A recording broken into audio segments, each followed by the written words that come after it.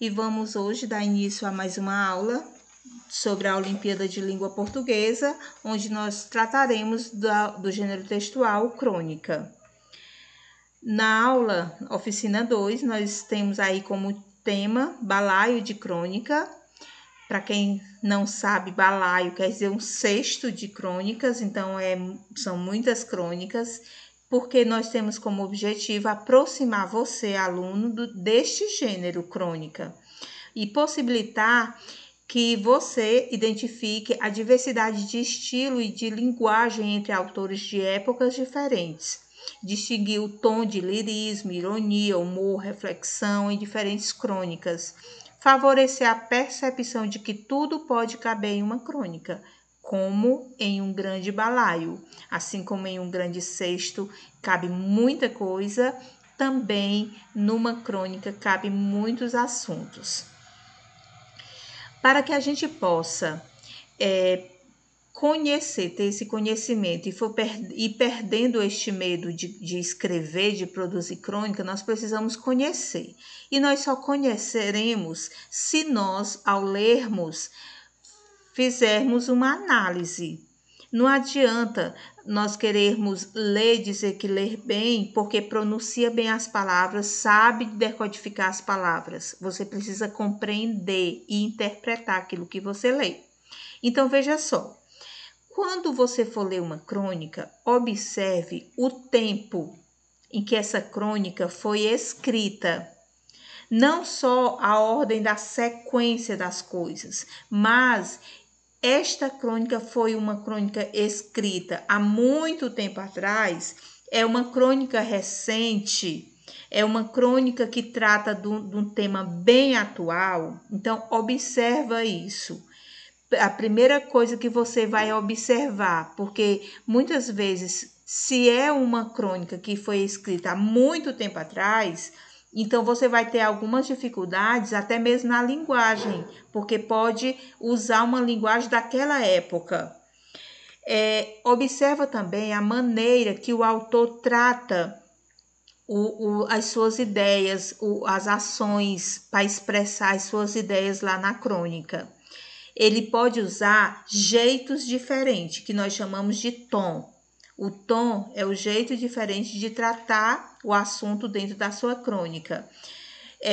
Toda crônica, ela quer nos fazer refletir sobre algo que está acontecendo ou que aconteceu. Para isso, o autor ele pode usar um tom irônico, que é aquele tom em que ele diz uma coisa querendo expressar o contrário. Ele pode usar esse tom divertido, humorístico, né, bem engraçado. Ele pode usar um tom com palavras mais sérias. Ele pode usar o lírico poético, que é isso? É quando ele usa muito as expressões com metáforas, com comparações. Isso é o lírico, né? Ele não usa palavras no seu sentido próprio. Também pode ser um tom crítico, um tom de denúncia, ou simplesmente ele relatando algo que observou. Também pode acontecer isso. Ainda é interessante que você analise a linguagem usada na crônica. Ela é uma linguagem atual? Ela foi clara? Ela está de difícil compreensão? Você percebe que ela foi uma linguagem histórica que foi escrita há muito tempo atrás? Então, assim, você tem que observar isso, porque é aquilo que falei no tempo cronológico. Se a linguagem ela não é tão atual, né, porque na crônica ela costuma usar uma linguagem simples, clara, mas se a crônica foi escrita numa época diferente da nossa, então ela pode vir com uma linguagem também um pouco diferente que possa dificultar a compreensão. Mas isso você pode usar dentro da análise, que dentro do contexto você irá compreender. O assunto, de que trata? Muitas vezes os alunos confundem assunto e título. O assunto a crônica fala do quê? Trata de quê? Certo? É isso que vocês vão observar. Personagem ou personagens. Sei bem que uma das características da crônica é que não tem muitas personagens. Mesmo assim, pode haver uma, pode haver duas, três personagens. Agora você vai ter que observar como essas personagens são construídas no texto. Qual é o olhar que o cronista dá para eles, para esses personagens, certo? O personagem que ele criou lá dentro do texto, ele parece ser um personagem divertido, carente, uma pessoa sem cultura, um homem que mostra ser bem intelectual, que tenha um domínio na sua fala, alguém que é importante dentro da sociedade.